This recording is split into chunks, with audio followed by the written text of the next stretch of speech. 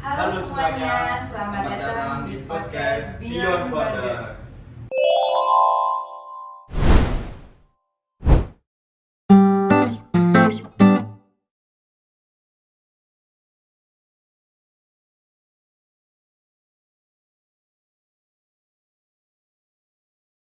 Nah, di episode ini kita akan bahas topik penting nih dan cukup sensitif mengenai pendetensian.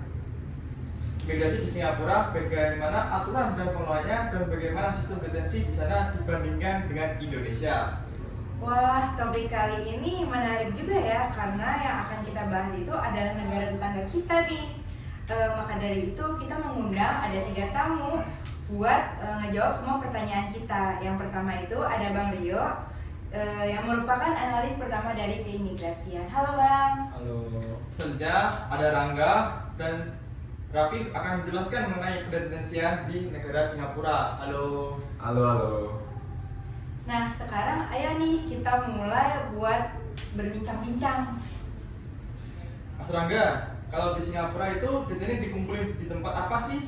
Apa sama kayak negara kita yang ditahan di Rudening? Nah, jadi untuk deteni di Singapura itu tempat penahanannya itu bernama Immigration Depot atau Depot Imigrasi. Jadi menurut undang-undang di negara Singapura tahun 1959 ayat 2 pasal 2, Immigration Depot itu adalah tempat di mana para tahanan ini ditetapkan oleh controller untuk pemeriksaan, inspeksi atau penahanan orang kayak gitu. Wah, menarik banget ya, karena Mas Rangga tadi ada bilang di mana saja yang bisa ditetapin sama controller. Tapi ada nggak sih kayak tempat fisiknya? Maksudnya kayak emang tempat itu tuh difungsikan untuk penahanan deteni yang ada di sana? Coba dari Raffi. Nah, walau undang-undang ini mengatakan tempat manapun itu bukannya tidak ada bangunan permanen yang difungsikan untuk para deteni di sana. Nah, kalimat ini itu lebih merujuk pada tempat yang ada di ACA atau bisa dibilang Immigration and Checkpoint Authority. Itu sama kayak yang ada di Indonesia, pokoknya tempat WNA buat masuk ke negara Singapura. Biasanya Depot Immigration yang dimaksud pada pasal 2 ayat 1 yang merujuk pada tempat sementara di TPI sana kayak bandara dan pelabuhan untuk penahanan WNA yang perlu ditindaklanjuti lebih jauh. Oh, jadi fungsinya kayak ruang officer yang ada di TPI itu ya? Bener banget tuh. Terus kalau fasilitas permanen yang fungsinya buat nama deteni itu apa ya? Nah, jadi kalau fasilitas utama yang ada di pendetensian Singapura itu yang ada di Immigration Depot itu kan di bawah kendali ICA, Immigration and Checkpoints Authority. Nah, tempat ini tuh berfungsi buat para pelanggar itu yang dibawa, nanti kalau misalkan mereka ada pelanggaran itu mereka akan ditangkap dan diamankan untuk menjalani proses administrasi sebelum mereka akan dilakukan deportasi. Nah, terus itu ada juga yang namanya wisma penahanan atau holding areas. Nah, terkadang itu para deteni, terutama mereka yang terkait dengan pelanggaran yang lebih serius atau masa penahanan yang lebih lama, itu mereka akan ditempatkan di fasilitas yang dioperasikan oleh otoritas terkait seperti lembaga kepolisian atau penjara. Namun mereka ini tetap akan berada di bawah pengawasan imigrasi. Nah, yang kita tahu itu kan penahanan orang asing selama berada di luar itu, khususnya di negara Singapura itu, sistem dari negara Singapura itu cukup cepat lah. Jadi mereka nggak bisa tuh menahan lama-lama. Kalau misalkan udah teridentifikasi masalah, pasti mereka akan dilakukan proses secepat mungkin untuk dilakukan deportasi. Tapi kalau misalkan ada tindak pidana selain tindakan administratif tersebut, nah mereka akan ditahan di holding areas ini. Terus dari tadi nih saya kayaknya dengar kalau controller nih punya kuasa penuh banget. Itu tuh kayak suatu jabatan di imigrasi sana atau gimana ya? Atau kalau disandingin sama jabatan yang ada di imigrasi kita, controller ini setara sama apa sih? Nah, untuk controller ini suatu jabatan yaitu kepala otoritas eksekutif yang ditunjuk oleh menteri, memiliki kekuasaan diskresioner, menetapkan Immigration Depot, memberikan arahan kepada petugas, serta memiliki wewenang penuh atas penegakan hukum, penangkapan, detensi, dan pemindahan. Ia adalah penanggung jawab operasional tertinggi. Jabatan ini setara dengan Direktur Jenderal Imigrasi yang ada di Indonesia. Jadi jabatan ini tuh emang benar jadi controller. Ya sampai tempat depot juga bisa ditunjuk selama tempat itu memang proper untuk pendetensian ya. Ya benar, kurang lebih kayak gitulah kira-kira. Kalau misalkan lama masa tahanan deteni di sana tuh kira-kira berapa sih, atau emang benar-benar kayak kurang dari 7 hari tuh emang harus keluar dari sana tuh gimana tuh? Ya kalau di Singapura ini masa detensinya mereka tuh dipercepat malah. Kayak kalau bisa 2 kali 24 jam. Udah bisa proses deport maksimal cuma sampai 7 hari. Wah beda banget ya sama Indonesia. Gimana tanggapan Bang Rio? Ya benar, kalau di Indonesia maksimal deteni ditahan tuh bisa sampai 10 tahun. Dan kalau sampai lebih dari 10 tahun, deteni ini nih dibolehin keluar dari Rudenim tapi dengan syarat tertentu gitu. Wah, kalau misalkan lebih dari 10 tahun malah boleh keluar dari Rudenim gitu. Tuh kira-kira gimana tuh Bang, bisa jelasin nggak? Kayak alurnya. Oh, jadi tuh kalau di kita WNA yang dikenakan THK di Indonesia itu banyak banget ragamnya. Ada yang karena berbuat hal yang berbahaya atau mengganggu keamanan, tidak mematuhi peraturan, berada di Indonesia tanpa dokumen resmi, atau bisa karena overstay. Nah, biasanya Kanim itu kan punya ruang yang namanya itu wasdakip, pengawasan dan penindakan. Nah, tim dari wasdak ini biasanya suka muter tuh ngelakuin pengawasan. Kalau ketemu WNA dengan kategori yang bisa kena THK, mereka bakal buat surat pemanggilan, terus WNA ini bakal diproses gitu, di Kanim dulu, ditahan dulu di Kanim itu. Nah, kalau memang dia terbukti dia membuat pelanggaran, baru deh tuh bisa kita alihin ke Rudenim. Terus untuk catering yang dikirim ke Rudenim itu perlu apa aja ya Bang?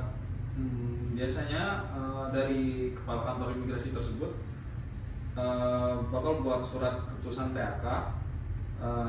Di situ tuh ada 5 rangkap yang ditujukan untuk WNA yang YBS itu, yang bersangkutan itu, lalu keluarga WNA ataupun perwakilan negaranya, lalu untuk Direktorat Jenderal Imigrasi, lalu untuk Kepala Divisi Keimigrasian, dan baru terakhir untuk buat kita arsip. Terus baru deh dari Dirjen itu bikin surat keputusan dan BAP serah terima. Tarif juga sama, bikin juga kayak gitu. Lalu balik lagi ke kita, balik lagi ke Kanimnya, buat surat keputusan tindakan THK dan juga BAP serah terima yang isinya berita acara pemeriksaan dan berita acara pendapat. Lalu dokumen perjalanan buat WNA yang YBS tersebut, yang bersangkutan tersebut, sama barang-barang yang milik WNA yang detensi itu bakal kita pegang semuanya. Lumayan panjang juga ya Iya, Bang alurnya. lumayan panjang. Emang ribet banget berarti. Terus kalau misalkan udah kayak segala macam alur yang panjang itu, habis itu mereka bisa langsung masuk ke Rudenim atau harus ada alur lagi nih di Rudenim itu? Sebenarnya nggak bisa langsung sih, nggak bisa langsung masuk ke Rudenim. Nah, nanti dari Karudenim itu harus buat surat perintah pendetensian dulu dan berita acara pendetensian yang isinya itu ada identitas deteni, kondisi kesehatan deteni, barang-barang milik deteni, dokumen perjalanannya, lalu instansi pengirim detensi itu, terus ada alamat keluarga atau sponsor atau menjamin dari deteni tersebut. Oke, balik lagi ke Rafif dan Rangga. Tadi kan Bang Rio ada nih nyinggung tindakan apa aja yang bikin WA bisa kena detensi. Kalau di Singapura sendiri ada nggak sih tindakan tertentu yang bikin WNA masuk ke depot? Oh ya pasti ada dong ya. Yang pertama itu WNA yang akan dimasukkan ke immigration depot itu tentu pasti imigran gelap ya. WNA yang tanpa keterangan atau yang mungkin izin tinggal tidak jelas seperti itu. Terus ada juga WNA yang ternyata itu mereka memiliki penyakit mental ataupun penyakit keras yang bisa juga dimasukkan ke dalam depot. Lalu ada juga WNA yang tidak bisa menafkahi dirinya saat berada di Singapura. Dan juga WNA yang memang terlibat kegiatan kriminal selama berada di Singapura seperti ada kegiatan prostitusi, narkotika ataupun terorisme, karena memang di imigrasi Singapura itu pengawasannya itu bakal sangat-sangat ketat banget. Maka dari itu gak gampang apabila kita tuh kayak mau mencoba untuk menerobos masuk ke negara Singapura tanpa tujuan yang pasti sih. Gitu.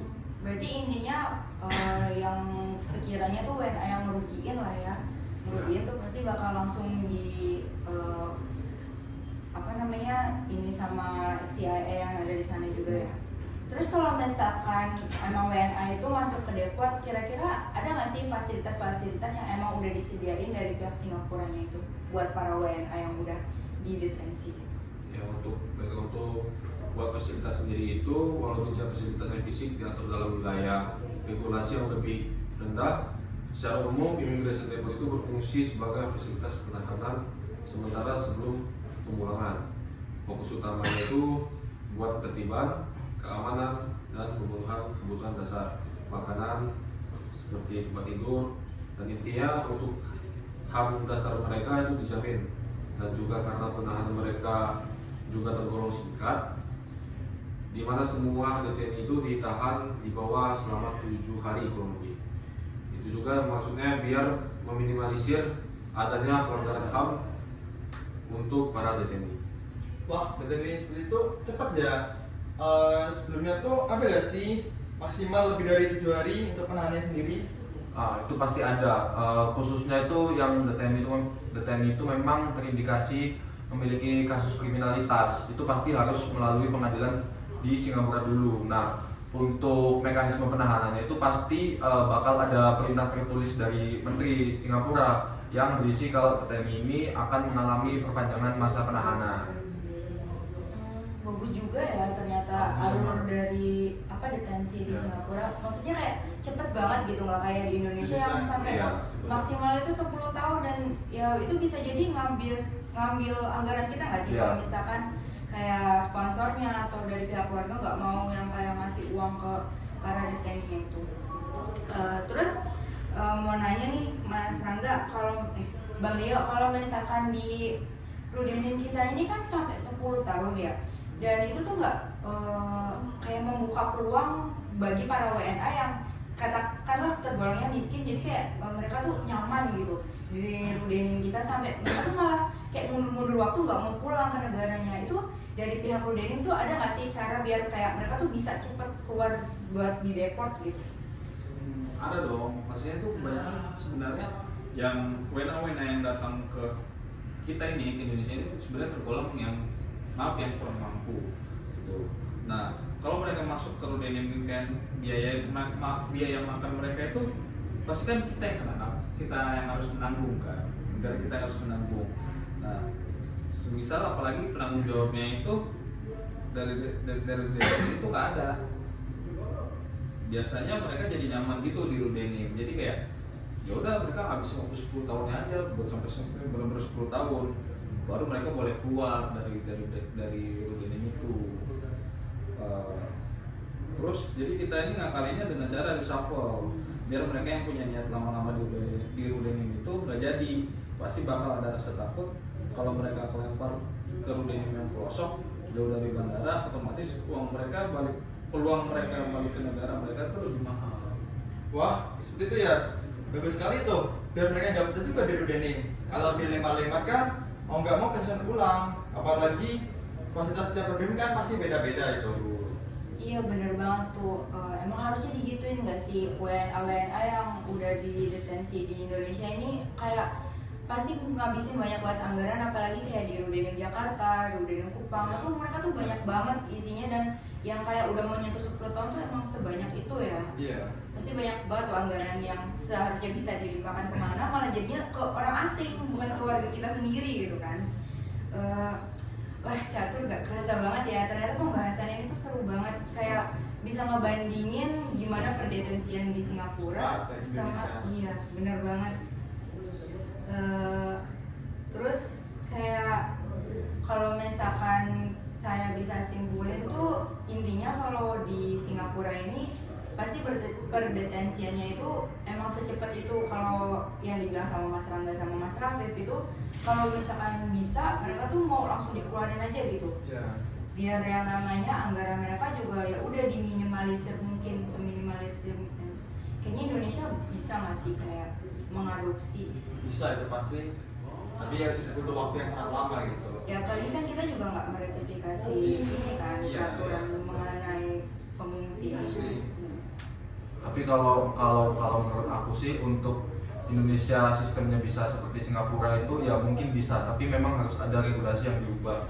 Karena memang sistem yang dilaksanakan di Singapura dengan sistem yang dilaksanakan di Indonesia itu memang sangat jauh berbeda keadaannya, di mana Indonesia ini masih mengadakan sistem seperti selective policy dan juga data-data yang memang ditahan di Indonesia ini memang tidak bisa dipulangkan secara paksa, dan mereka pun untuk pulang itu mereka harus sponsor mandiri kan. Jadi kalau memang misalkan ada DTNI yang ditahan lebih dari 10 tahun itu ya walaupun memang dalam aturannya memang 10 tahun mereka harus dideportasi, tapi kalau misalkan mereka memang tidak ada biaya, ya apa boleh buat, kita juga tidak bisa memulangkan mereka kan. Ya otomatis dengan peraturan yang baru dari Imigrasi Indonesia itu ya Rudenim menetapkan peraturan untuk orang WNA yang tinggal selama 10 tahun di Rudenim itu nantinya akan ditempatkan di luar dengan syarat tertentu. Jadi ya memang beda sih, Indonesia ini masih mengutamakan kemanusiaan, sedangkan kalau menurut saya di Singapura ini ya lebih mengutamakan kepada penegakan hukumnya, ya dimana memang seluruh pelanggaran-pelanggaran yang terjadi di negara Singapura itu pasti akan ditindak secara tegas, singkat dan cepat dan tepat. Menurut saya itu kayak gitu sih.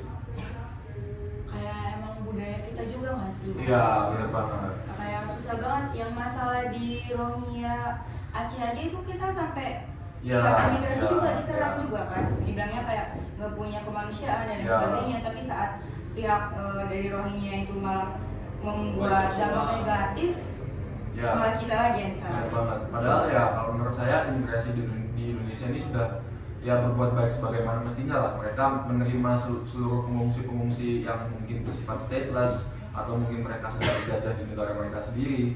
Indonesia ini masih mau menampung gitu kan. Sedangkan di Singapura mungkin ya mereka benar-benar menolak kalau misalkan memang ada pengungsi yang memang mereka ingin melarikan diri dan tujuannya ke negara Singapura. Singapura itu pasti akan menolak pengungsi-pengungsi seperti itu. Jadi ya memang dengan dasar kemanusiaan ini sih mungkin yang menjadi tolak ukur perbedaannya antara detensi di Indonesia dengan Singapura. Tapi kira-kira kalau menurut Mas Rafiq, Mas Rangga, sama Bang Lio, bisa nggak sih masyarakat kita ini kayak dibuka matanya, kayak dikasih lihat kayak negara yang lain, kayak negara tetangga kayak Malaysia, Singapura itu udah bagus banget loh yang namanya keimigrasiannya tuh, perdetensiannya, apalagi kan yang menampung WNA tuh ya nggak bludak kayak di kita ini. WNA juga banyak deteninya, apalagi community house, malah mereka di community house juga pada kerja dan lain sebagainya. Itu kan berarti menyalahgunakan banget kan? Ya, bisa sih, cuman memang harus pelan-pelan sih kalau menurut aku ya, karena udah jadi gimana ya, udah jadi culture Ya, baru gitu loh, benar. gitu loh di Indonesia jadinya. Yang harusnya ya kita harus ngadarin itu pelan-pelan lagi, dari awal lagi harus pelan-pelan lagi. Gak bisa kita mau langsung cepet gitu, biar masyarakat tuh tahu, paham gitu tentang Indonesia, imigrasi kita. Apalagi negara kita nih yang maaf banget kayak masyarakatnya gampang banget disetir. ya. Jadi kita kadang sebagai pihak imigrasi pun kadang bingung kan, kadang ada yang mendukung kita untuk menampung pengungsi-pengungsi itu, kadang ada yang juga menyerang kita karena ya ada yang bilang pengungsi ini tidak diperlakukan selayaknya manusia. Ya padahal ya memang kita sudah menjalankan apa yang sesuai dengan jobdesk kita. Ya kita menampung mereka, menerima mereka, menghidupkan mereka selayaknya manusia untuk Sediakan mereka. kan? Ya benar banget. Kita sudah beri makan, pangan, sandang dan sebagainya. Itu ya sudah kita usahakan. Tapi memang ya kembali lagi kayak pengelolaan dana dari imigrasi pun ya nggak serta-merta seluruhnya akan dialokasikan untuk pengungsi kan. Ya jadi memang harus ada penegakan hukum yang dilaksanakan secara tegas kalau menurut saya ya, untuk bagaimana caranya detensi di Indonesia ini bisa seperti di negara-negara ya, contohnya salah satunya di Singapura. Iya sih bener banget, saya setuju banget tuh waktu Mas Rangga bilang yang masalah pengungsi banyak di ini juga kayak pro dan kontranya banyak. Apalagi yang dapat ini baru banget yang kita lihat tuh rancangan dari presiden kita yang mau menampung 1.000 pengungsi itu kan juga banyak banget tuh pro kontranya yang sampai banyak banget yang bilang tuh kayak warga negara kita aja masih kocar kacir Ya, gitu. iya, Masa bener. mau Iya, ngurusin iya. 1.000 orang dari luar negeri gitu. luar negara. Berarti ya semoga aja emang imigrasi bisa lebih baik lagi. Terus warga negara kita juga bisa lebih kebuka lagi lah. Seru banget ya, seru banget, Yes. seru banget ya. Semangat ini. Gak kerasa diskusi kayak gini aja ya, emang bisa menambah insight dan juga ya kurang lebihnya kita bisa ngerti lah keadaan petani di Singapura itu seperti apa gitu. Buat jadi pembanding juga Ya, benar banget ya, itulah pembandingnya itu. biar kita nggak yang jalan di tempat aja, bisa ikutan jalan-jalan maju gitu. Nah. Apalagi kan di ASEAN satu kesatuan gitu. Ya udah, jadi kayak makasih banget Bang Rio, makasih banget Mas Angga, makasih banget Mas Rafif. Iya, kayak semua ilmu-ilmunya, komentar tuh perbincangan kita itu bener-bener membuka banget wawasan kita, dan semoga juga penonton yang ada di sana bisa kebuka juga wawasannya, nambah juga kayak ilmunya, kayak gimana sih kalau misalkan compare dari negara kita sama negara lain gitu. Saya dan juga Catur di sini akan undur diri. Mohon maaf jika ada salah kata. Kami akhiri. Dadah. Terima kasih. Masih.